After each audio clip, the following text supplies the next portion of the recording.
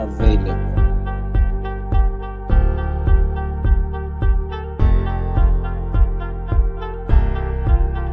Yes, we are. Yes, we are. Okay, good. Op, are you available? Yeah, we're available. Okay, that's good. So I think you can just drop speakers, your names in the chat. Hi guys, I'm going to be judging this round with Paul. So Paul is going to be judging with me. We're going to give you feedback after this round. Paul, you can say hi to the kids.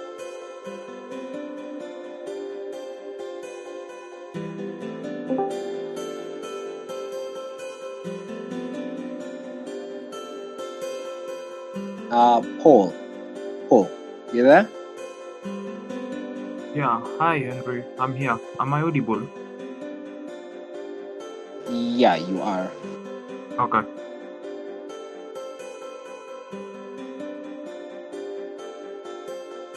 Okay, so guys, speech time is gonna be 8 minutes. We're gonna use standard time. Speech is 8.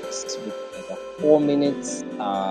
POI engagement. Let's be respectful to each other. I think that's particularly important. I think with that said, let's have a first speaker from proposition, because I'm sure we all know the motion. We prepared. Yeah, best of luck to both teams. So first prop. Clarity. How many minutes? 8 minutes speech, 4 minutes reply. Okay, thank you so much. I'm just going to set my timer. Also, our first speaker had, fortunately or unfortunately, had an event. Fortunately for him, unfortunately for us. I'm the third speaker, but I am going to fill in for him. I hope that is fine. No, that's still okay. Just tell me whenever you're ready, and I'll start your timer. My speech will begin in. I hope I'm audible. My speech will begin in 3, 2, 1. This House believes that feminism should reject the institution of marriage. Now, 3 questions in this debate. What is feminism and why feminism? Number 2, what is the institution of marriage and why that specific institution? And then number 3, does rejecting the institution of marriage acquire the goals of the feminist movement? Now, the feminist movement, in general understanding, is the advocacy for equity between the male and female gender, especially advocated for by the female gender. So the female gender is demanding equity and equality in society, in how they're being treated or how society associates with them in terms of both professional and non-professional relationships. So it generally seeks to end discrimination and promote fairness in these particular relationships. Now, in the historical background, we look at things like legal restrictions. We look at areas like Europe, Rome. Generally, women were property for men. We look at women not being allowed to vote in particular states. That was that time. Today, they are allowed to vote. Ancient Europe, education barriers in ancient Europe, the women were not allowed to study too much. Some were called witches and burnt on stakes. And we also must understand that there was occupational segregation, which is still there today. Panel. Then we look at marriages, the institution of marriage.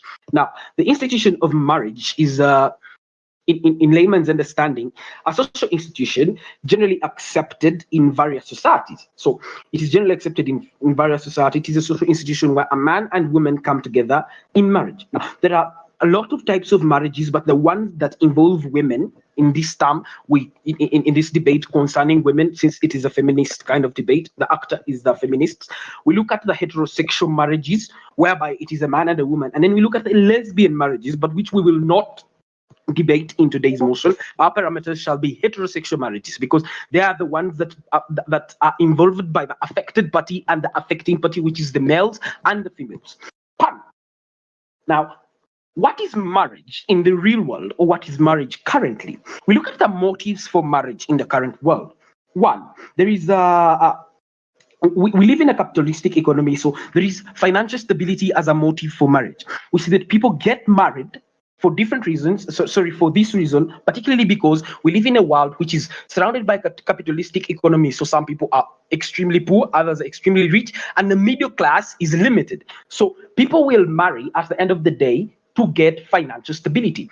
Most of the time, it is women marrying men for financial stability, which again can be rooted back to the lack of opportunity to participate in the acquisition of finances by women due to segregation in the employment sector or in the employment society, or generally in the society where sorry, forgive my stammering, in making money generally, or in employment.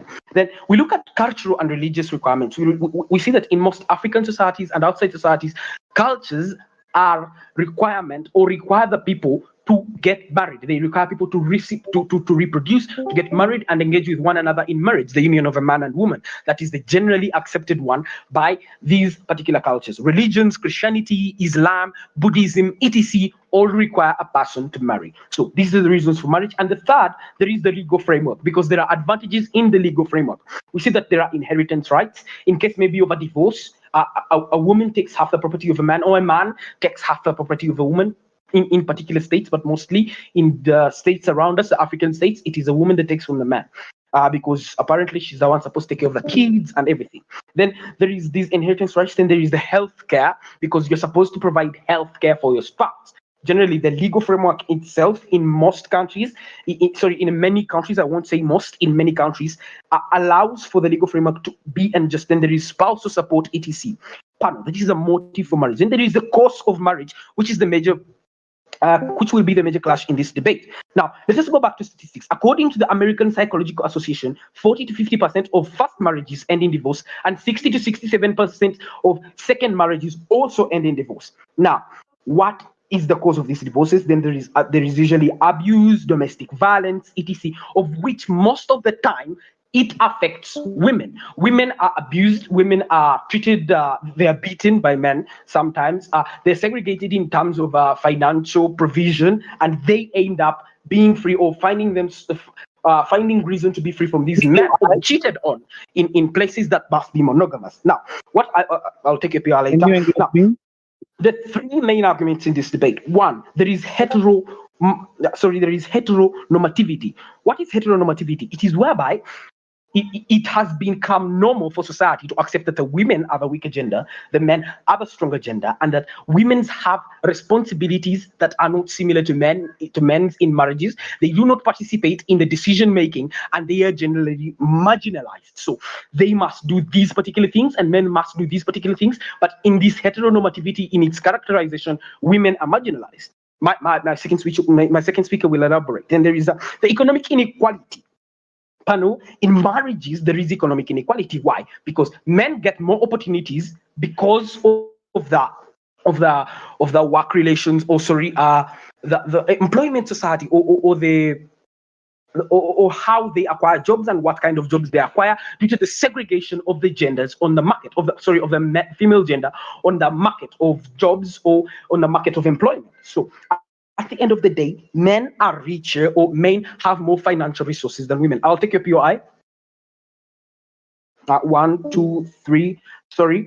Then there is the economic inequality. So it makes women dependent on men. They are directly dependent on men. It puts them in a cocoon. So at the end of the day, bringing me to the last argument, the individual autonomy of women. Of course, everyone, as they develop, as they grow, interacting with society, interacting with education, they have particular motives they want to fulfill in their life, or they have an achievement they are trying to acquire at the end of the day. But marriage has become a limitation, because men can still acquire what they want. They can still have this individual autonomy despite being married at the end of the day. But women are forced, or most of the times are forced to remain home, are required not to participate in things which would help them acquire that which they dreamed of acquiring. And we know dreams are very strong things, or motives, or achievements that someone wants to acquire, and at the end of the day, they do not become happy if they do not get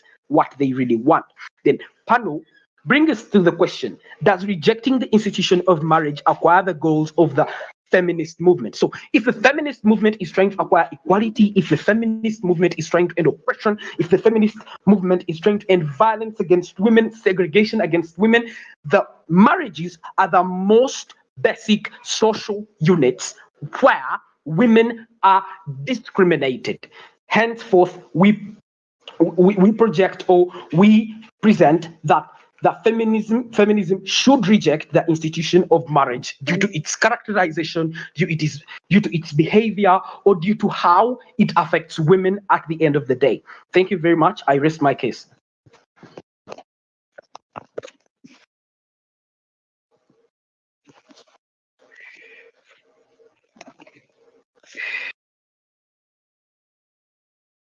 Okay, thank you very much. Yeah, we can have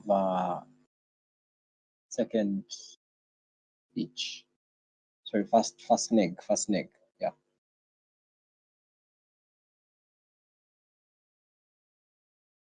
Okay, so could you please help confirm whether I'm clearly audible?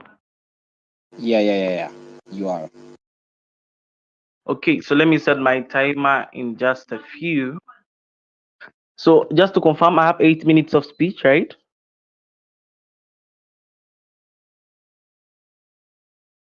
Yes, everybody has 8 minutes of speech. Okay, anyways, without further ado, my speaker time begins in 5, 4, 3, 2, and 1. Ja. Specifically for this debate, this house believes that feminism should reject the institution of marriage. Anyways, besides, I'll ask for pure eyes. No one should badger my speech. Ja. I'll begin by a simple characterization and definition of what marriage really looks like in the very first instance, something that team proposition fails to do in this debate. One, ja, marriage looks like this particular sort of commitment that is within these two parties, that is to say, the woman and the man in particular. Yeah. What does that necessarily mean? That necessarily means these two particular people have then agreed on actually whether to take on. And yeah, we necessarily think that the problem in this debate is one, equality and inequality, actually lack of equity and inequality as team proposition kind of states. But secondly, we also necessarily think that actually the aims of the feminism is one, to actually be accepted within society, because one, society has kind of this belief and narrative that marriage is a normative life event. Yeah. In the very first instance, that then actually justifies the kind of insecurity that then feminism kind of has in society. But yeah, I'll analyze and then begin with rebutting with what proposition kind of presents in this debate. One, team proposition comes and tells you that, see, for them, they think that to the extent that actually there's no equity and there's inequality and, there's a lack of financial stability in the very first instance, we necessarily think that actually, yeah, we think we have more financial security and we actually kind of guarantee more financial stability in the end of the world, where one, we even have things like conjugal property. We necessarily think that actually once feminism, or once now we get to a feminism marriage, or like actually a kind of feminist marriage where we're going to have these two things maybe come together, we actually think that this marriage institution is actually something very good at solving the problems that are faced within that particular regard. Notice that if two feminists maybe kind of come and marry, that actually then gives us a world where one, when they come together, they're one not going to kind of actually, they're going to challenge what the patriarchal kind of norms within society are, that maybe women should not do X, men should not maybe actually, or men should be taken higher and then women should not be should be taken lower. I necessarily think that actually that kind of world is then kind of taken away when by the institution and by the existence of marriage institution within these feminists. We necessarily think that when these feminists kind of come together in a marriage, one, then we can solve problems of actually they can help challenge these norms, and in the later time they can actually kind of advocate for what they want for, or they can advocate for the rights that they want for when they're actually in this particular kind of marriage. When they subscribe within this particular kind of marriage institution, we necessarily think that that is where actually they can get social justice, because then they actually can advocate for what they actually are for in the very first instance. What you're going to get from particularly team opposition, one, why you necessarily think that feminism should not reject the institution of marriage in its very first instance. But secondly, also actually we're gonna show you with the beauty that comes with actually the feminism not rejecting this institution of marriage. We necessarily think that what actually proposition fails to achieve in this debate is one, they actually kind of fail to eradicate the norms within society that then marriage is actually some normative life event, and so they, but in that particular regard, they also kind of there's an imbalance and inequality within men and women. We necessarily think that when team proposition comes and actually argues that for them they think we don't have self autonomy in that kind of world where there is marriage, we necessarily think that actually necessarily think that actually that can be combated when these feminists come into a marriage. Actually, these two feminists, or that is to say, a man and a woman, because actually, we believe that actually there are men that also believe and are in for the idea that women should actually have equal rights with men. So, we necessarily think that that kind of feminism marriage can then actually help challenge these norms, and in the latest kind of stage, they can actually kind of pursue things like advocacy, and then the later the social justice. We necessarily think that even in that particular regard, the team proposition then limits the it limits that kind of choices for some particular feminists, because one, in the very first instance, we necessarily think as team opposition that some feminists are actually kind of interested in marriage, but just because of actually that feminists of, or if at all there is this kind of belief that feminists actually should reject the institution of marriage, then you're actually kind of limiting their choices, and in the very end of the day, my second speaker will show you how actually that is really very detrimental. But see, we necessarily think that in a world where feminism does not reject the institution of marriage, we're actually gonna have these particular four things. One, we're actually gonna have the feminist, what feminism is for in the very first instance. But secondly, we actually think actually as team opposition that we actually even have legal protection in the very first instance. Why this is very true is actually that when these particular two parties, or these two feminists, as we analyzed in our first speech, that actually when they come together in marriage, then they can actually be able, or they can be in position to challenge these particular norms. We tell you the premise of that argument is actually that basically if they come together, then actually that is the only point when they can challenge this particular norm. So team proposition one does not achieve equality and equity in the very first instance, and it does not solve the imbalances that are within society. But we tell you, we can actually solve these economic kind of imbalances which are within this particular kind of marriages that are within society. Because one, anyways, I'll take up your eye in 3, 2, 1. Proceeding, we necessarily think that in a sort of world, we even achieve actually sort of social recognition and acceptance of actually even the feminists in of themselves. Because one, in the very first instance, you may want to think actually and question, oh, why actually we think we achieve it better in our side of the world. One, if you notice that if this union kind of occurs, or if these feminists then kind of come in this particular kind of marriage institution, then they can solve the problems that are faced within that particular regard. But also to kind of include, actually that is the only way they can kind of solve the particular norms that are within this particular kind of societies. And even when team proposition talks of heteronormativity, we necessarily think that actually there's no marginalization of other kind of maybe kind of sexes when it comes to a marriage institution, because marriage is it's actually kind of respective of what beliefs that you have. Because for us to go in marriage, if at all it was a man and woman, in the very first instance, it is commitment and actually acceptance of each and everyone's identity. So if a man then is a feminist, and a woman is a feminist, then they kind of agree, and then actually they go up to take up or to sign up this particular kind of life contract. Then they have actually accepted to take on whatever the woman has, or whatever kind of the man believes. So in the very first instance, we necessarily think that if they come together in marriage institution, that is actually where we can achieve the essence and actually the kind of aim for this particular feminism. I'll take a POI in 3, 2, and 1. To continue, we necessarily think that as team opposition in this world and society where we live in, where actually marriage is a normative life event, we necessarily think that if feminists at then at any point, or if at all they stand any chance to kind of solve and then achieve the equality and equity they are up for, they actually kind of have to. They should not actually reject the institution of marriage, but actually, in the very first instance, they should enter it, and that is the only way they can solve the problems or that were affected by them, or what they think they'll actually kind of find in marriage, where they probably assume that there is inequalities. We think that if two parties come together and they're up for the same thing, that is actually the kind of world where they can solve that problem. But to the extent that then they want to stay out of the problem, there's no way they'll solve that problem. So, I want to conclude my speech as telling you that if you want to solve that problem, get in the problem, and that is how you can solve the problem. So, you necessarily think that in a world where two feminists come together, or two people that are up for a particular aim, if they come together, they can solve what actually kind of the problem that they are facing at that particular regard. I beg to submit.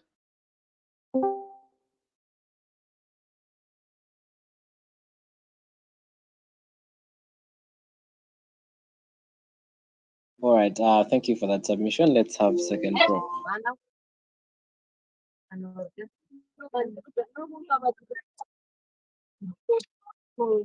I'm audible. Yeah. Yes, you are. Okay, then I think I'll be starting in 10, 9, 8, 7, 6, 5, 4, 3, 2, and 1. But one main assumption that team opposition is taking in today's debate is the fact that if individuals have made mutual consent for a marriage, then the rest of the factors remain constant. So they are literally keeping a blind eye to the culture, to the religious to the religions and the society itself, the impacts they would have on a marriage and how they would actually affect the well-being of the feminists that are in these particular marriages. So what do they tell us? They think that if at all you want to solve a problem, then you should get into it. So Pano, we told you that in the first place, the kind of marriage is that the state of the institution of marriage we are having apparently is a state that actually that subjects the feminists to inequality, to discrimination because of the way it is, basically because of culture. The first place, you notice that in most of the African cultures, these feminists are still facing things like FGM. They are still facing things like being stopped maybe from going to work. They, in short, they are having very many issues that are stopping them from achieving what they would want as feminists. We notice that most of the times it is preferred that in society it is preferred that a woman would actually sit back at home and take care of their children as the man tries to look for maybe how to support the family. Those are certain things that they're actually keeping a blind eye to. You see, you notice that even if someone has actually made a, even if it has happened as a mutual consent between the two and they've actually gotten into this institution, they are already in marriage, other factors like culture, other factors like religion will still come into place because the society we are still living in believes in patriarchy. It's a patriarchal society and a society that does not give them opportunities to maybe do what should be done, just like my first speaker told you. So we notice that in most of the times we're having things like economic inequality, something they did not understand. They think we're actually talking about maybe economic instability, but this is what Wright told you.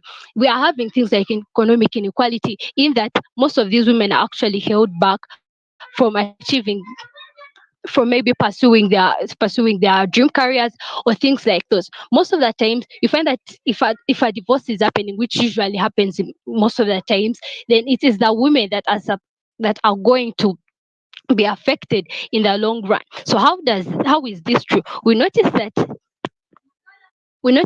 when when we still have things like economic inequality in such marriage institutions, then it would be better for the feminists to reject them, because at the end of the day we'll be seeing things like inequality and lack of equity increasing at the end of the day, yet what they would want would be something like empowerment. But will also show you, right, also tells you that there's something like heteronormativity in this case, and we notice that it actually brings about a lot of discrimination, and which is something that the team opposition is actually not understanding. Now, how do we see this discrimination? You notice that most of the times a man is considered to be the superior one in most of their relationships and in most of their marriages, basically because maybe they are the ones that take the steps to propose and all. And at the end of the day, you notice that there's a lot of discrimination that is affecting the main agenda of the feminists in today's debate, which, and we think that if at all these feminists actually go ahead and reject the institution of marriage, then it would actually help them achieve what they would be wanting. We also think that there was an very big effect on the individual autonomy. Notice that there are very many interests people have that are outside marriage. And as Wright told you, it is easier for a man to actually go ahead and achieve what they had wanted in the very first place as compared to a woman. Women are the people that actually usually have to compromise and make a lot of adjustments in marriages, and at the end of the day they have to sideline with their dreams and put them aside most of the times, which is something that actually affects their autonomy. And we think for the feminists we're talking about in this particular debate, let's take the particular feminists we're having in this debate should actually reject the institute of marriage. We've already showed you the state in which it is, which is something that team opposition actually does not want to look at. So one main question that stands in today's debate: why is it important for them to reject this institution? We notice that when you are having when you are having issues with a certain thing, then you have to do away with it for you to get through.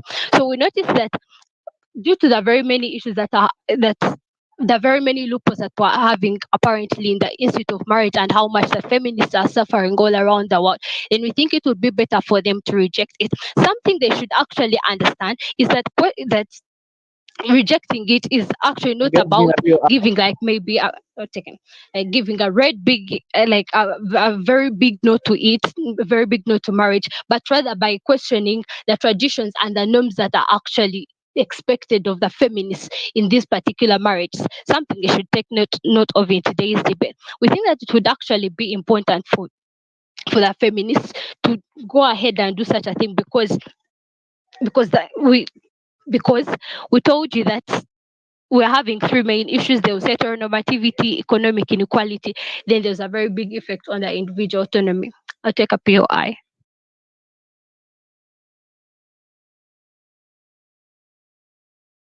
Okay, so the question is, so are you aware that in the existence of divorce, we have things like conjugal property where there's separate, like equal separation of the property that has been owned by these two particular couples? And besides, are you also aware that things like FGM are already stopped and women are no longer refused to work?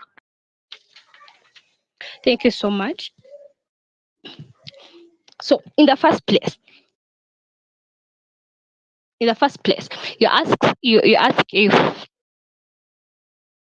we are well aware that there's a legal framework that actually allows these people to share their property. And now that is the exact inequality we are talking about. When we say inequality, we do not mean that actually these feminists are looking on at their side. Their main motives, like my first speaker had told you, are actually to achieve equality and equity for both genders and not just for themselves. However much they're actually the ones that are being affected a lot, what they want basically is equality in this case. So we believe that yes, maybe the legal framework is there for them, maybe to have things like healthcare from their spouses, or have things like maybe sharing of property. But now that is why exactly the inequality comes in from. You note that most of the times when such a divorce happens in the like at the end of the day, it's the feminists that actually have to face most of the issues, just because they're getting maybe part of the property of the husbands. They're expected to maybe take like full responsibility of these children, and now in case anything goes wrong, they are the very same people to face the repercussions of it. So you notice that at the end of the day, now maybe the responsibility of the children now be turned to the feminists at the end of the day, and which actually brings about the inequality that these feminists are against. So continuing to our case, we show you that actually what the feminists basically want is equality, equity, and then empowerment, which is actually not being provided by the current institution of marriage according to status quo.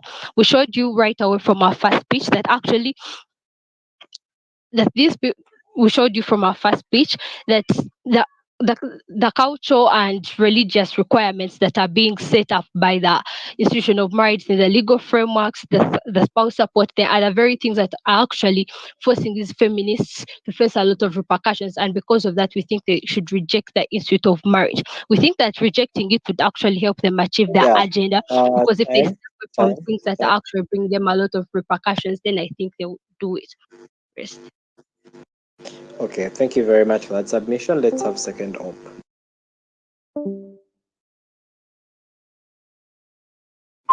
Okay, I want to first check whether I'm audible. Yes, you are. Okay, I'll start my speech in 1 and 2 and 3. Okay, panel, what we look into today is based, first of all, we are looking at this. This motion says that this House believes that feminism should reject the institution of marriage. First of all, what team of proposition comes out with is basically showing to us how we are not going to achieve, how feminism is not going to achieve their goals in the institution of marriage. But later we'll come out and tell them how we are going to do it and how we are going, and how is it really going to achieve it. First of all, my speech is going to be a little bit rebuttal, then rebuilding, and then showing you how we can win this today's debate. Then I start panel. First of all, looking at this, we're looking at feminism. We have really showed them the principles of feminism, and why we should think that feminism should also not reject the institution of marriage. Basically, according to our first speech, we really show you that first of all, we look at people who are man and woman who are really getting married, and these people are really into this kind of feminism. And then we think that if these people get married, then we shall have equality, and then we shall have what we did in this. But basically, what Team Prop comes out and shows to us is that there is going to be economic inequality. We are going to have individual autonomy, and then we are going to have this kind of stuff. Then basically, what we see in today's debate, first of all, Team Prop is this kind of they're kind of the word that they're going to try to show us is they do know the problem, but they don't want to come out and solve the problem. But what we see in our world is basically coming down to the problem so that we can get the solution to it. First of all, if you're looking at feminism and we really want to promote feminism, why shouldn't we come out into the institution of marriage so that we can really see how best we can sort it out?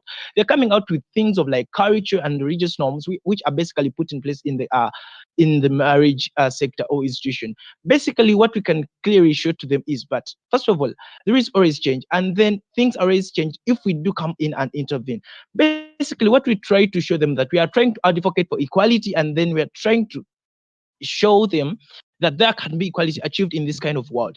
Basically, they're coming out with stuff of divorce, whereby they're saying that if people go in for divorce, then it really be the side of a woman who will really not achieve inequality, because there will be a division of property, and then if the person goes with property, then the kind of taking care of the children will be basically on him or her, and then this will really not help would give the burden to the person or the woman in terms of this. But basically, what we come out with is clearly showing to you that if this is really a marriage institution, and these people were in fact advocating for feminism, as my first speaker told you, basically what you're going to see in this is if a woman is really a feminist and someone has been given her rights, if we don't go in for divorce, there is what we call legal procedures that have been put in place that really help these people to run into this.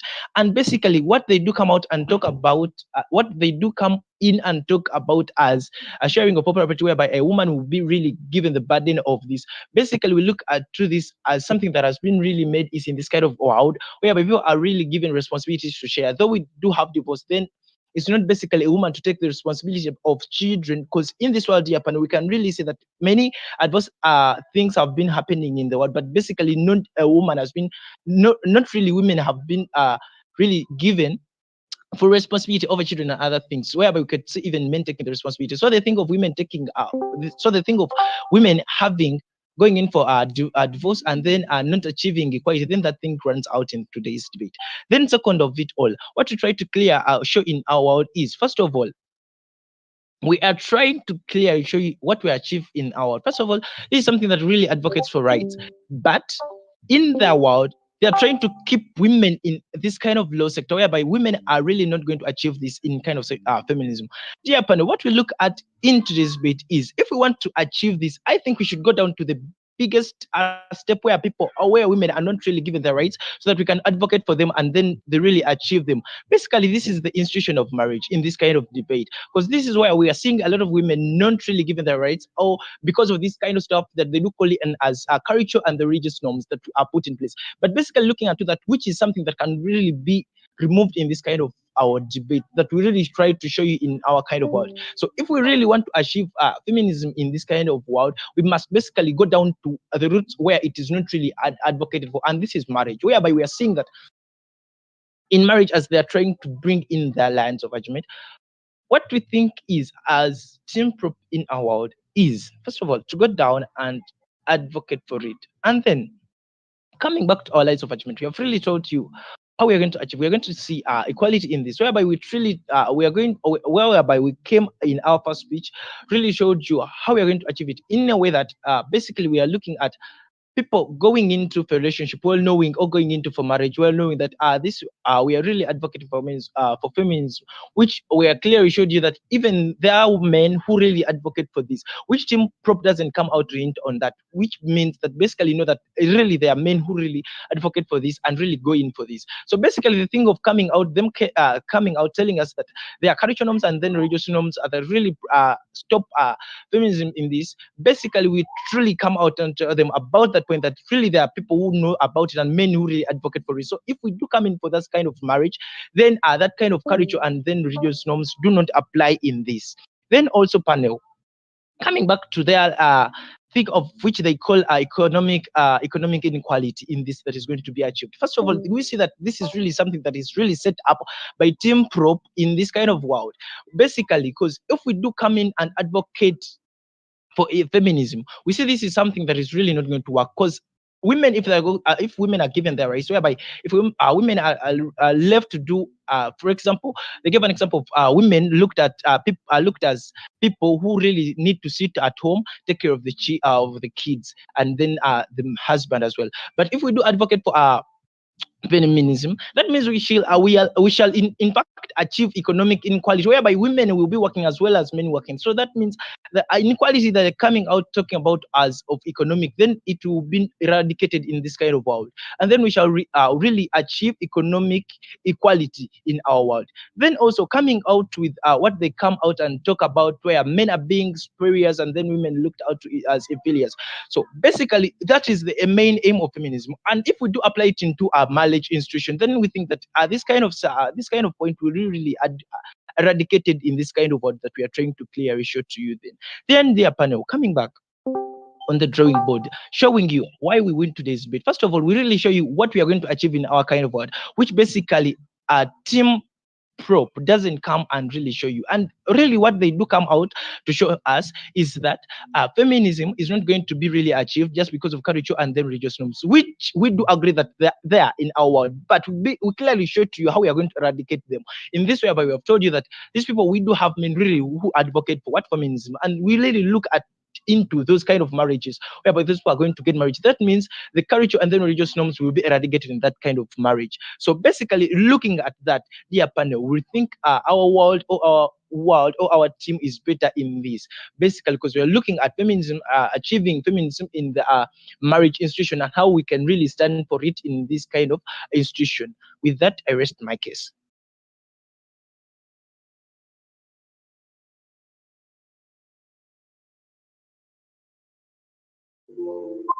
Okay, thank you very much for that submission. Let's have the next speaker here.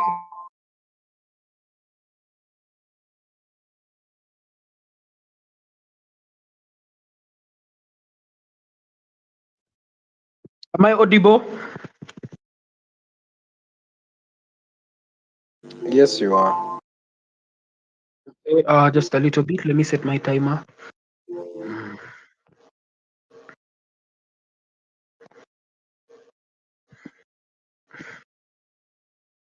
Okay. My speech begins in 3, 2, 1. This house believes that feminism should reject the institution of marriage. My speech shall be structured thus the core clashes, the minor contentions, and the rationale or the impact comparative. Now, number 1 and number 2 were not exactly clearly engaged by team opposition or as a person. I did not get what they were driving at, and I don't know if I'm the one who's anyway. Number 1, heteronormativity and economic inequality. Now, we explained to them heteronormativity encourages gender roles which infringe on women's behavior or rights in society. Yes, they come in and say that women have specific rights of equality and blah, blah, blah. But at the end of the day, if society appreciates women as majorly tools, maybe to take care of kids, that they should stay at home, that they should handle the homework, at the end of the day, we do not achieve what we want to achieve. We do not achieve feminism. Pano, in comparison, the woman is not working. Let us look at the realistic world. The woman is not working. She doesn't have a specific career that she is engaging in. And if she is infringed, or she has limits on her working. And then thirdly, she cannot work properly, knowing at the end of the day that she is going against her husband or her partner. Panel, then we must understand then I do not know if I properly understand them, but then there is feelings. We must understand the psychological impact of the heteronormativity is that everyone or men will assume superiority over women. Now, we understand that the difference between a man and a woman is majorly physical. At the end of the day, women can actually attend class and excel, can actually carry out particular careers and excel. We have seen different women in different places achieve a lot of things, even without the engagement of men. Pano, I think we explained and elaborated that. I do not get a proper rebuttal. Maybe I do get a rebuttal, but I do not get a proper rebuttal from the team opposition. Then we discuss economic inequality. This is also brought about by heteronormativity.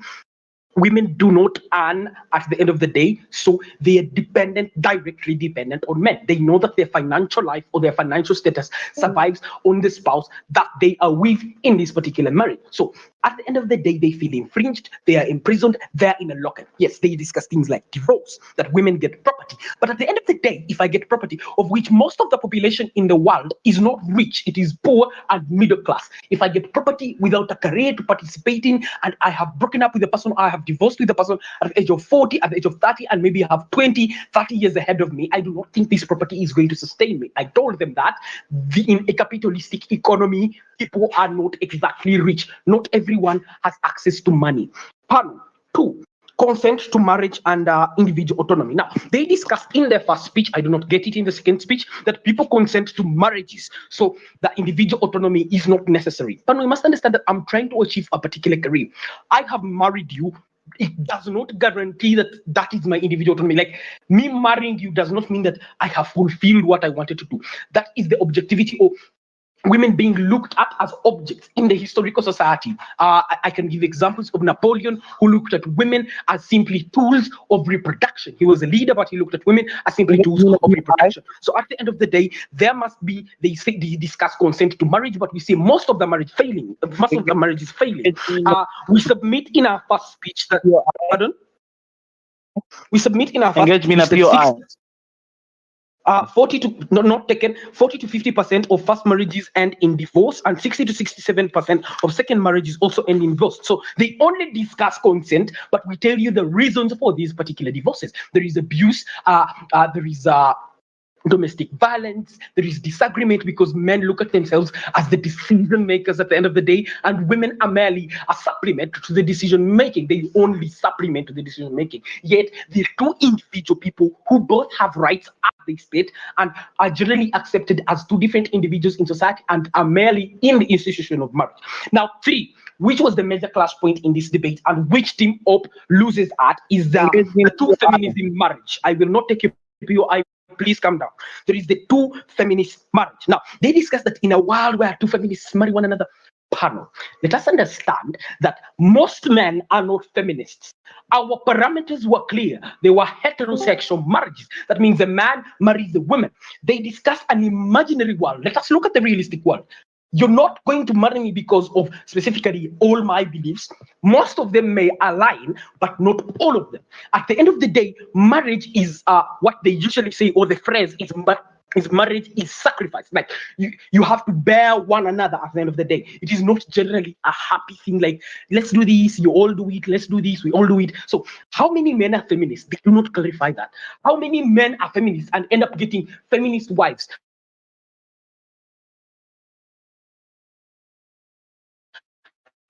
How many women are feminists and end up getting males that are feminists? And at the end of the day, we do not see what they're trying to achieve. And again, it is a clash of parameters. We tell them our parameters are heterosexual marriages because they cover everything. What they discuss at the end of the day is a narrow or a small bit of heterosexual marriages at the end of the day. So they do not win this debate because they narrow their parameters. 2, what they state is generally outlandish and cannot be accepted in this debate because it affects only a small minority of people. And we are not sure that if the man is a feminist and the woman is a feminist, the marriage is going to be successful because other factors may intervene. There are other factors that cause divorce. It is not only feminism. And we tell you that these factors affect particularly feminism. For the minor contentions, they say things like stay out of the problem, that we are staying out of the problem. No, we are providing a solution. We told you in the first speech, that the basic social units in society is a marriage, it is a family. So if it is the basic social unit and it is still encouraging inequality between the male and the female gender, then we do not achieve what we are trying to achieve. Because if it is being done at home, what of it work? If it is being done at home, what of the outside environment? What of the neighbors? What of the people that you associate with? If men in their homes believe that they are superior to women, how are they going to treat them in the outside environment? Maybe in charity, in NGOs, in government, everywhere. How are they going to treat women? Pano, then we must understand that their thing of staying out of the problem becomes invalid, though it is a minor contention. They also discuss the provision of property. Pano, I discussed this provision of property. Yes, the women will get property, but can it sustain them? At the end of the day, they have sacrificed their careers, they have sacrificed the individual autonomy, and this property may not amount to the input that they have made at the end of the day because of the structure of the marriage system in society. Pado, at the rationale and the impact comparative. One, the two feminist marriage cannot exist, or may exist, but it is at a very minimal level, and its chances of success are merely imaginary. Two, panel, they state the consent to marriage, which becomes invalid because consenting to marriage does not specifically necessitate that it is going to be successful and that the feminist values are going to be upheld. What we are trying to achieve are the feminist values, and in our world, we achieve them better. The heteronormativity or the psychological impact of heteronormativity is curbed, and the economic inequality in our world is better approached. Panel. Then we must understand that at the end of the day, we win this debate. Thank you so much. I rest my case.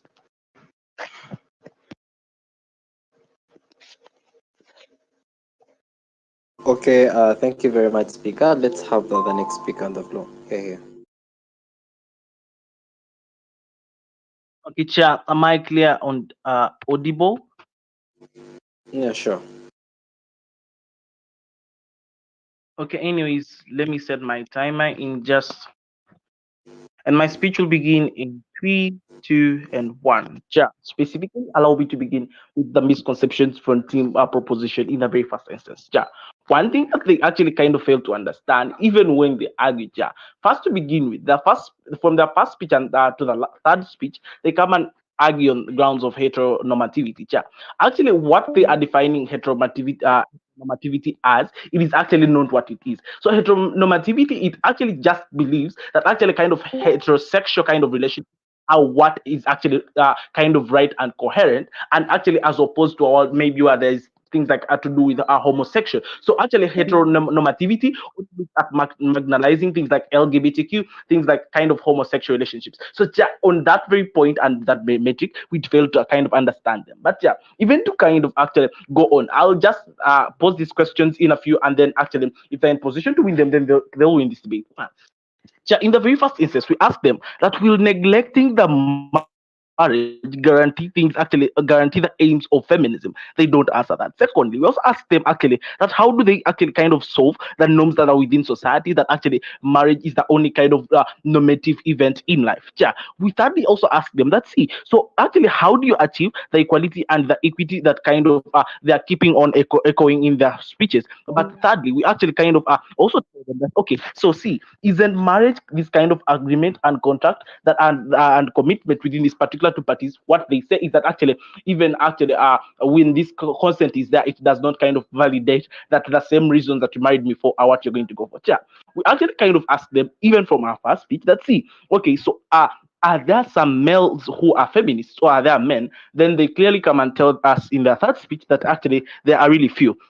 So, let me begin with that. So, if you say that men who are feminists and who marry feminists are few, actually that is what we want. What we want to change is actually societal perception. What societal perception looks like, we actually just want to kind of change. Actually, we as feminists actually now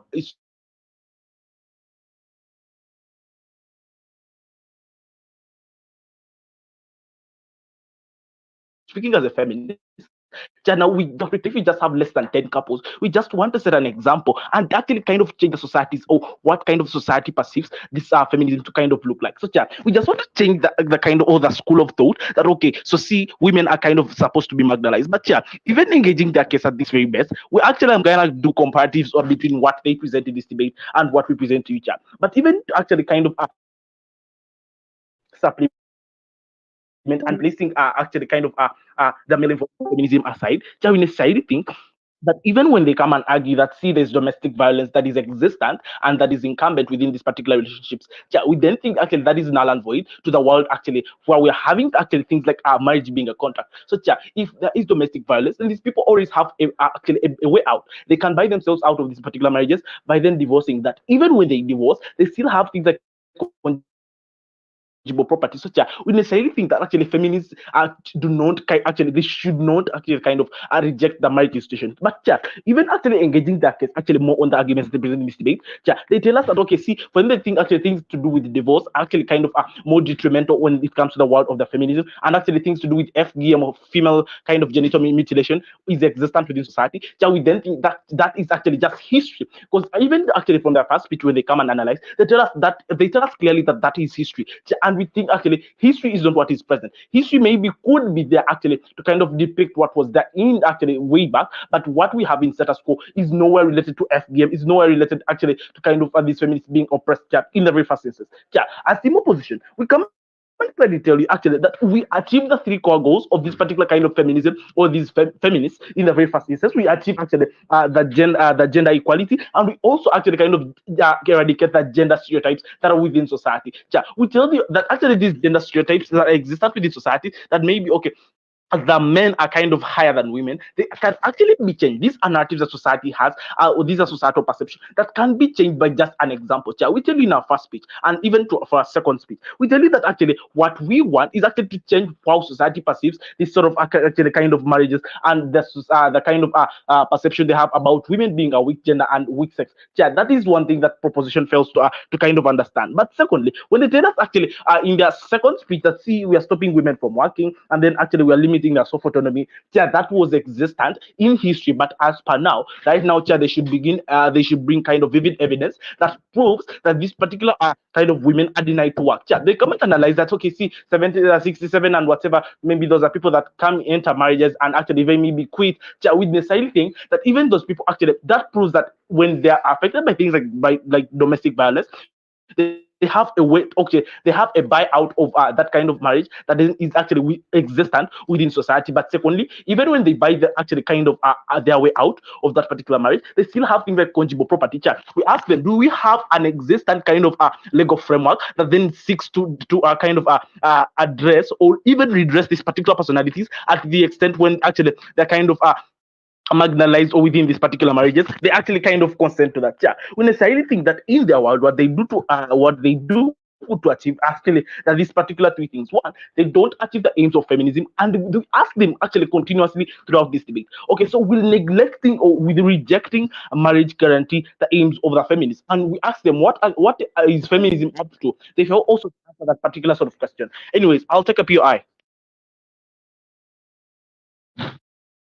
In three, two, one. To continue with my speech, we clearly tell them that when they come and tell us that actually that things like to do with economic imparities and then economic inequalities, which actually we clearly tell them that to the extent that we have actually these two particular personalities, even just taking it to that kind of normal knowledge and like every knowledge that one has, when we move as two personalities, when one does not earn this math, the other can earn the other math. So when we tell you actually the definition of marriage, that is one thing we ask them and they fail to answer. We ask them what is marriage, and we tell you actually when they fail to answer, we tell you that marriage is the sort of commitment and contract that you have to. So if these two feminists kind of just marry, just for an example, and these two people actually, these two parties come together, one they agree that okay, you're going to be working as the man and I'm also going to be working as a woman. So we just need just a few couples to set this particular sort of example that will then help these particular personalities then actually kind of change the societal perception that is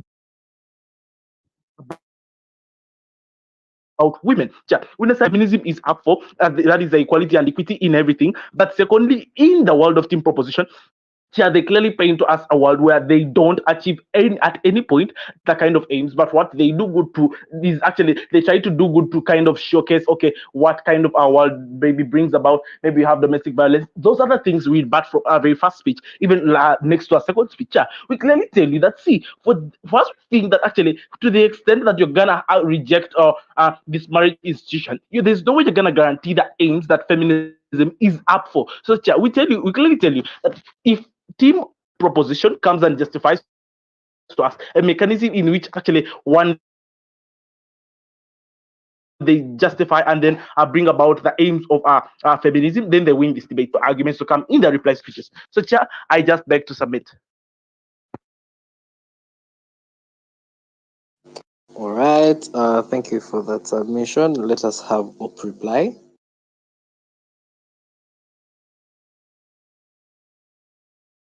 Oh, Chair, I was doing reply. I'm doing reply speech. I'm sorry, our third speaker kind of got off, so I had to just jump in and do third speech. So I was just wondering whether how many minutes of speech do I have?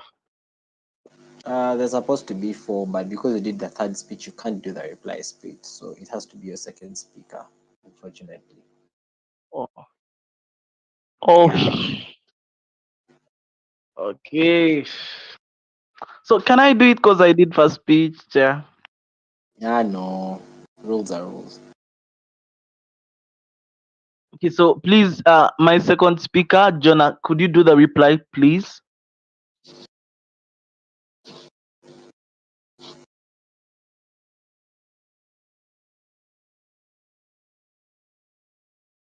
Jonah, are you on? Jonah, are you on? Can you do the reply speech?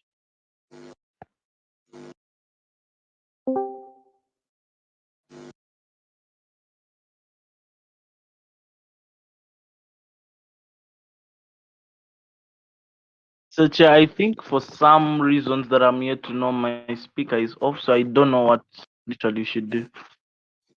Fine, you can give the reply. Okay. So, Chair, allow me set my timer, and my time will just begin in. So I have 3 minutes. Okay.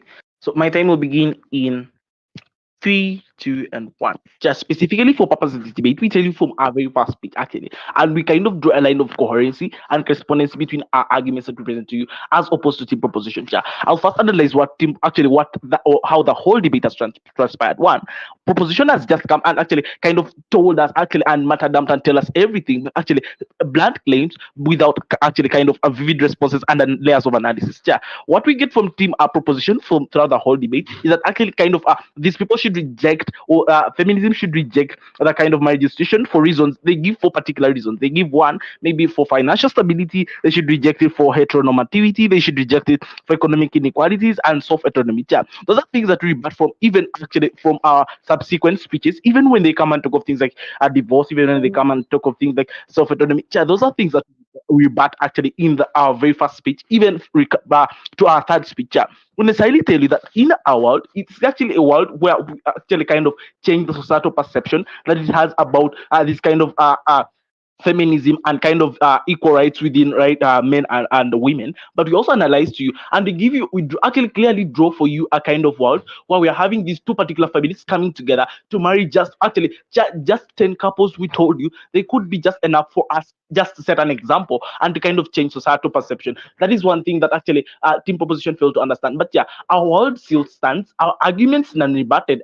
Actually, even when they try to rebut them, they were insufficient rebuttals because we justify to beyond reasonable doubt. That see, for us, we actually kind of change societal perception and we achieve even the principles that kind of feminism stands for. But with their world, one, they don't change anything about society, but they just reject and actually they only maintain the status quo where kind of actually what team proposition does good to achieve is the kind of world where they are still in status quo, where they're kind of affected by the gender stereotypes that men cannot do this, women cannot do this. Actually, they're the ones that actually kind of are still existent when they reject marriage institution. So we still tell them in our subsequent speeches that when they do that, they actually kind of do good to maintain status quo where kind of women are kind of there's some sort of oppression that is actually not as exaggerated that actually that they even do kind of a sight out. But even secondly, they're still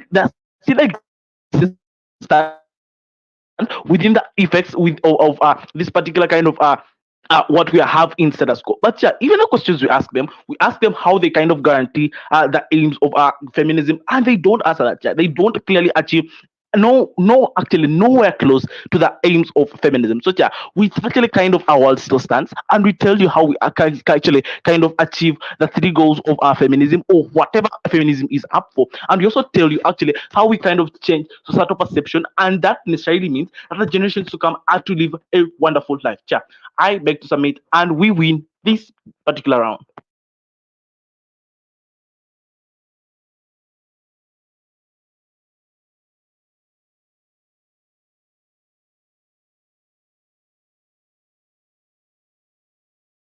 Okay, thank you for that submission. Let's have last reply of the round, and yeah.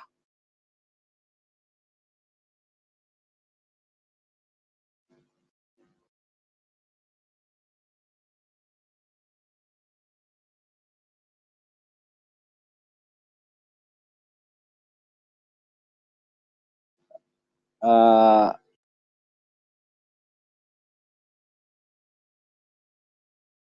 who's making reply for prop?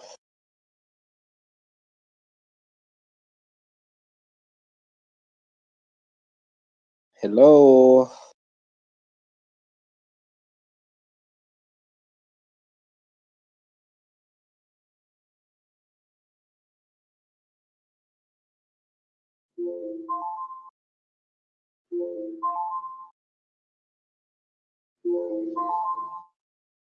Uh, who's doing reply for proposition? So I guess in the next 2 minutes, if the person doesn't show up, we shall just conclude the round.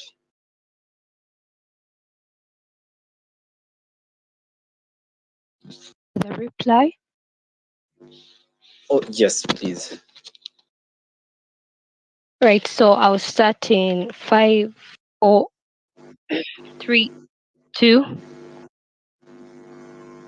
1. Hoping I'm audible. Yes, you are. So 3, 2, 1. Pano, in this kind of debate, we do not expect things like assumptions, especially from a team opposition, trying to keep a blind eye to the kind of society that we showed you right away from our first speech. So I'll first look at their case and I show you ours and then who takes it and why. So first of all, they came and assumed something like mutual consent, an argument that we showed you actually does not stand in today's debate. But secondly, they think that they also assume feminism marriage, which we literally showed you can actually not exist to an extent that would bring an impact towards the feminism agenda. So we also show you that throughout our whole speeches that we're having three main issues on their case. One, we are seeing them actually promoting male superiority, patriarchal society, and at the end of the day, failure to achieve the feminist agenda. But what do we show you on our side? We show you that there was actually heteronormativity. We also show you that there was economic inequality. We also show you that there was individual autonomy, which are actually supposed to be respected and which are reasons enough for these people to reject. So, one main thing they actually do not understand in today's debate, something they did not listen to, and which is probably the reason why they keep asking if rejecting will actually guarantee that the feminism agenda will be achieved. Look, we told you that rejecting it actually looks like questioning the traditional norms and expectations, the rigidities that are in place already. Why? Basically, because the women usually have to make most of the adjustments. So we think that actually rejecting it in such a way would help them achieve their feminism agenda. And what would we end up achieving on our side? We would end up achieving things like relationships that have love, respect, and equality. At the end of the day, would have to achieve the feminist agenda, which looks like having equality, equity, and empowerment. At the end of the day, doing away with discrimination. But what do we see on their side? On the contrary, they come and tell us about things like the legal framework, but they are forgetting things. They are forgetting the main issues we are having. Apparently, why do we think that they actually fail to achieve the feminism agenda on their side? It's basically because of three reasons. Panel. One, the cultural rigidities we are having in place already, the rigidities they're actually trying not to look at, they're trying to keep a blind eye at, and actually assuming that they are living in a world where everything will happen just the way they want it. But secondly, we also show you religion, then we show you the legal framework they are talking about. We show you that these three things actually people cannot do without them. And because of that, even if the feminism marriages are supposed to come into place, then they will still have to face the very same challenges, which would actually stop them from achieving the main agenda of the feminists in today's debate. So, what do we see at the end of the day in their world? We are seeing them promoting male superiority, like I had told you, because if these culture and religious beliefs are still existent, then they will not achieve anything. We show you that the society is going to become more patriarchal because at a point in time when that feminism marriage they're actually assuming would take place are limited in society, then it would actually not achieve anything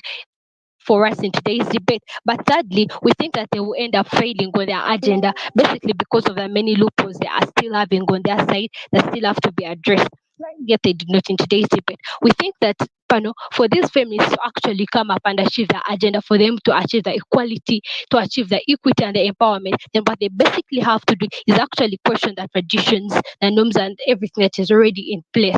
And that is basically rejecting the institution of marriage. We showed you right away from our first speech what is actually happening in the institute of marriage, apparently something they actually do not want to embrace. We'll also show you exactly why we think that it is important for the feminists to reject it. We'll also go ahead and show you what would actually end up, what would happen if if they rejected, and what would happen if they did not reject. We'll also continue and show you that we are actually achieving the feminism agenda on our side, compared to their side, which is basically the reason we think we take today's debate. The main question that stood in today's debate was if rejecting is Yeah, actually time. going to guarantee success. So we think that it is best addressed on our side, and we basically take today's debate.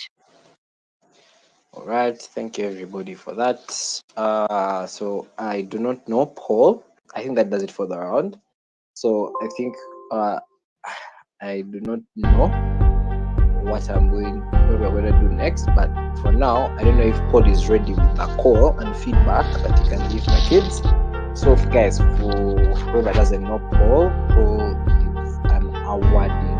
is an award-winning, multiple award-winning speaker and judge from Kenya. Yeah, so trust me, feedback is as good as it gets. So Paul, you could introduce yourself, tell them just something small about you, and probably give them feedback, probably a call. I'll just supplement. All right. Thank you, Henry, and I hope I'm audible. Am I audible? Can I be heard? Yes, you are. Yes, you are. You can continue. You? So, hi guys. Thank you for a good round. It's been a good round, and I've been happy to listen in and also learn a lot from you guys. So, as the Ugandan WSDC community in particular, first and foremost, before we even get into today's call, just like to congratulate you as a whole, because your community is really big and it's thriving, and you guys are doing very well for yourselves. Um, I've judged a number of you so many times, both virtually and even physically over there in Uganda. And yeah, you guys are definitely doing well. I think it was evident by your recent show of excellence in South Africa. I know some of you are going to Harvard as well. For those of you that are going, congratulations in advance, and we'll definitely help or chip in wherever we can. So, to the call.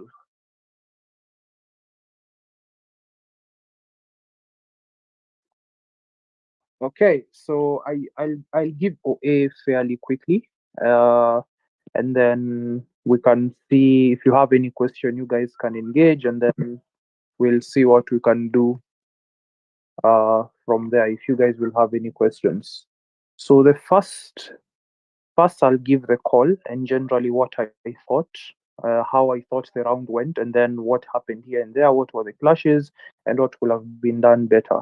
So carrying the day to day is side proposition. So the affirmative side, congratulations, and commiserations to side opposition as well. But it was a good fight regardless.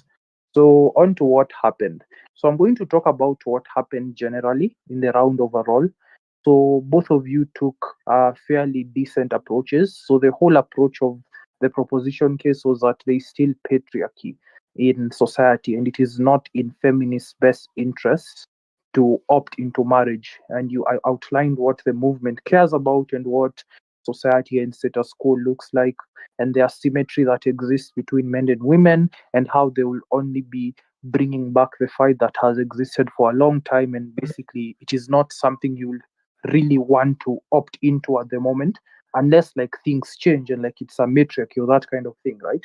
And then side opposition, the whole approach was basically a lean approach, a lean in feminism or a lean approach to feminism, whereby you're talking about changing it from within, get close to the power structures or like get close to the men that actually control a lot of the tangible power. And if you're lucky and you access a lot of these feminist men, and you can probably align your interests and actually make a lot of that tangible change.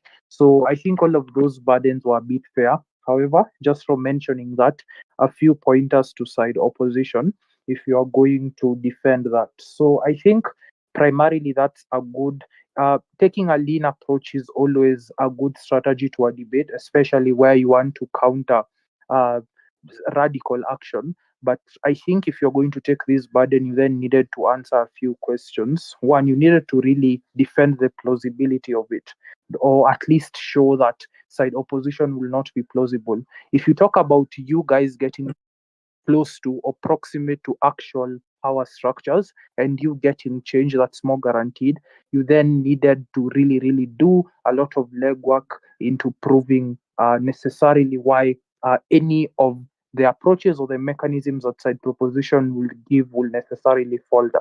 I think they had a few things that were standing, especially on their impact when they talk about the basically their case was premised on their symmetry and how women, no matter what they do, it will always be a lose-lose situation. I think the second thing that needed to happen, because you defended a lot on the aspect of its plausibility in terms of you basically needing 10 I think 10 people to get married, or 10 men who believe in feminism and 10 women who believe in feminism. I'm just quoting a number, but maybe it came up in the debate. And then, like, the rest of society will follow suit. So, something like that is admittedly a bit hard to prove.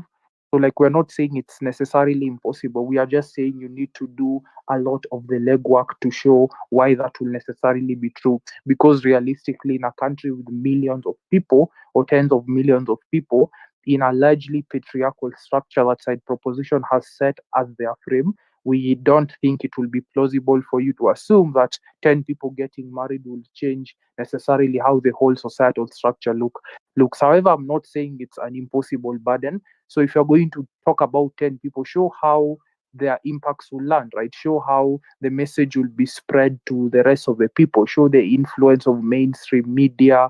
Will media cover them? Will people know that this is a changing tide? Will people spread the word? You basically need to show how it's not just limited to them, but now give actual prove that this kind of approach will dictate to other people in society. Because I think a constant issue or a constant rebuttal from side proposition to the general opposition case was that this was generally something very difficult to prove. And you did try to defend it all the way until like the last reply speaker. However, we think the defenses that you had given of it were more of assertions and not necessarily basically tangible mechanizations that will necessarily see a lot of these things come into fruition, right? So you basically show to what scale or how that thing will work by that lean-in approach, and then you basically show why the absence of the lack of action of side proposition will necessarily be a lot worse to the people, right? I know it came out and it was mentioned by some of the speakers, but beyond that, you also remember you're defending a burden that's already really hard to prove. But even if you prove it to the extent where you can show the tangible benefits, it's also important for you to show that at least you get something good or paint proposition in a bad light. What I mean is, a lean approach is a slow approach. It's a gradual approach that admittedly takes a lot of time to achieve. So you can say yes, if tangible impacts will probably take a long time.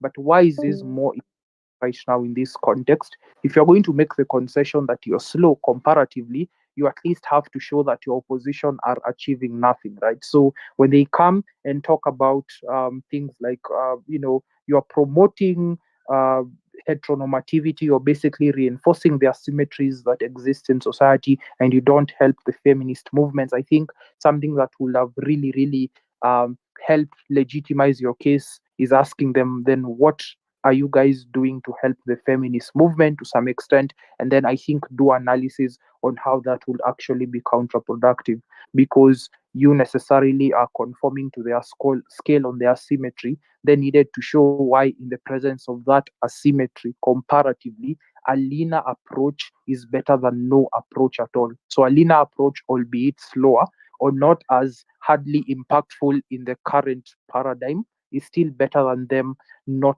doing anything. I think I've rambled on for a bit. At this point, I'll take any questions that come from anyone. Any questions? Any point of clarity from anyone?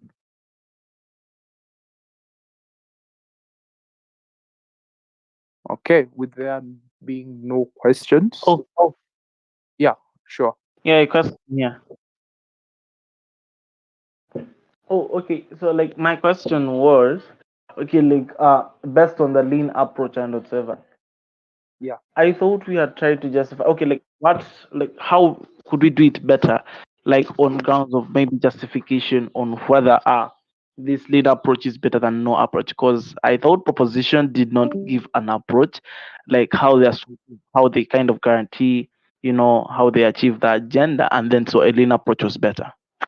Yeah, so that's the thing, right? So the best opposition can do, because they are not giving any approach at the moment, is try to defend why, or like they need to really paint why any approach by you will be exponentially worse. Remember, let's go back to the first principles here. Sorry, these guys are basically saying, in the current paradigm with their symmetry, there is no point of doing this, because the harms, the benefits you've already gotten from feminism, from suffrage, people being able to vote and drive cars and all of these things have been achieved. However, they are not stable, they are not guaranteed. So you basically doing this, and then they give the harms of how you'll probably actually likely take it back. So even the little rights that women have necessarily been able to achieve, they'll most likely lose, or the bits of autonomy that they do, because especially for the feminist movement. So now they are playing in a field that is not hospitable to them. So with that power asymmetry, with them conforming to men, it will necessarily be worse. Also, I think they really rebut well or deal with the whole aspect of the lean in feminism, especially where you talk about the a few people. You don't need a lot of people to come together, you just need a few people, and then it will be beneficial. I think they really challenged the issue of plausibility on your side, or the practical nature of that, which I had talked about, right? So now, responding to your question, so I just wanted to highlight what proposition had said. Now, for you guys, what you're doing, because every side, when you look at a motion, you have your harms and your benefits, I'd say. So for you guys, you have there's a way you're doing things. These guys are not doing anything, but for them, they are saying at least we are protecting the rights that are there. For these guys, want to necessarily do away with a lot of these rights. So for you guys, you're saying we are taking a leaner approach to feminism. So a benefit of your side is that at least you're doing something in terms of solvency, right? But then what about the aspect of it that it's admittedly a slow approach to doing these things? So how do we defend that, right? So like I talked about, if you're going to take the lean approach and say that we are helping these people, you then needed to show how this lean approach will be protected within these power structures. So you probably needed to show that yes, it will take a long time, yes, and yes, so because you're conceding to propositions frame of the patriarchy, which is largely true. So you're probably going to say, even if there is a patriarchy, we think a consistent, albeit smaller, efforts done by people will likely lead to more tangible outcomes. They can be influential people, they can be tangible people, they can be mass movements. So whatever mechanisms you want to give, I think largely on consistency will help, because at this point in time, or looking short term, there's only so much you can do. But probably giving analysis on perpetuity and continuous actions and why that will be guaranteed in your world will be a much better thing to start with. But then again, beyond that, you needed to show why them not doing anything is particularly detrimental to their case. So you've defended your cause. You've said that yes, it's low, but at least we're doing something.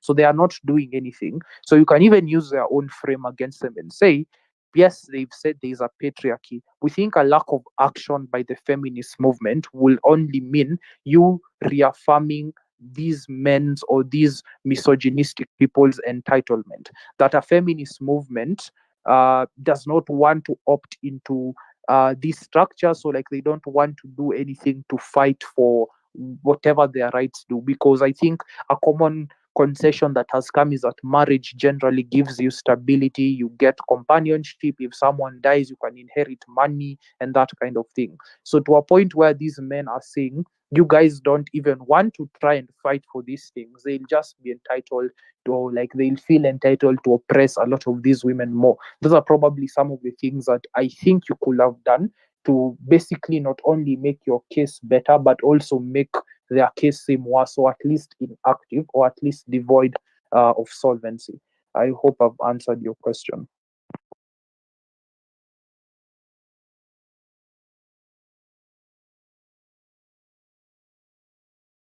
Any other question? Yeah, I have mounting to another question that okay. So like yeah, on the point of patriarchy, I was just asking something very small. So like when you argue that okay, so if there's an existence of patriarchy, how do you solve patriarchy? Because like I thought that was a question that was posed to proposition, and then we kind of Okay, so are you done? Have you said all you wanted to say?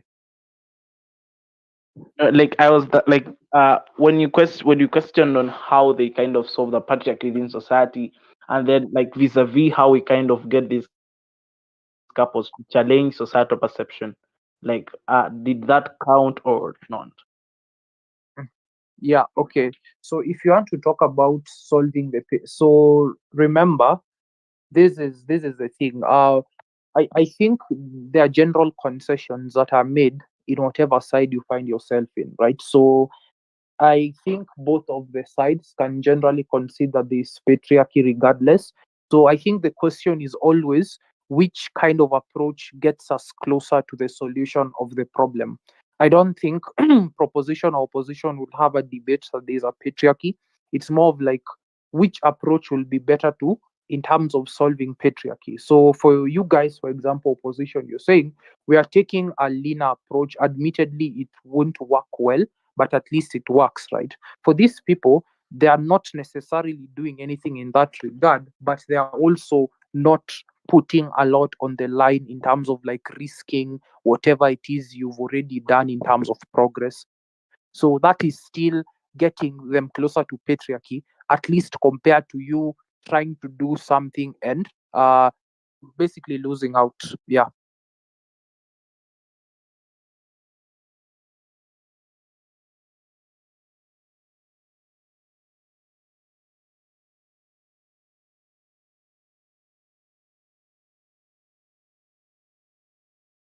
Is there any other question?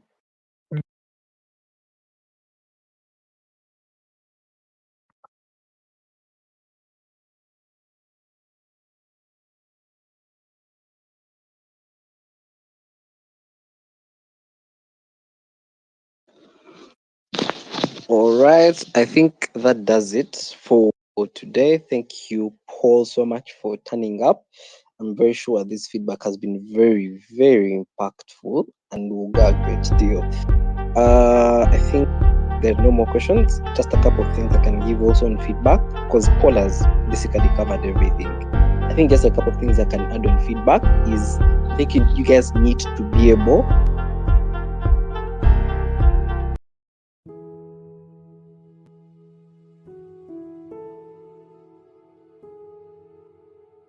to be or not to be. That is the question. Whether 'tis nobler in the mind to suffer the slings and arrows of outrageous fortune, or to take arms against a sea of troubles, and by opposing end them, to die, to sleep, no more, and by a sleep to say we end the heartache and the 1,000 natural shocks that flesh is heir to. 'Tis a consummation devoutly to be wished, to die, to sleep perchance to dream. Aye, there's the rub. For in that sleep of death what dreams may come, when we have shuffled off this mortal coil, must give us pause. There's the respect that makes calamity of so long life. For who would bear the whips and scorns of time, the oppressor's wrong, the proud man's contumely, the pangs of despised love, the law's delay, the insolence of office, and the spurns that patient merit of the unworthy takes, when he himself might his quietus make with the bare bodkin? Who would fardels bear to grunt and sweat under a weary life, but that the dread of something after death, the undiscovered country from whose bourne no traveler returns, puzzles the will, and makes us rather bear those ills we have than fly to others that we know not of. Thus conscience doth make cowards of us all, and thus the native hue of resolution is sicklied o'er with the pale cast of thought, and enterprises of great pith and moment with disregard their currents turn awry and lose the name of action. By William Shakespeare.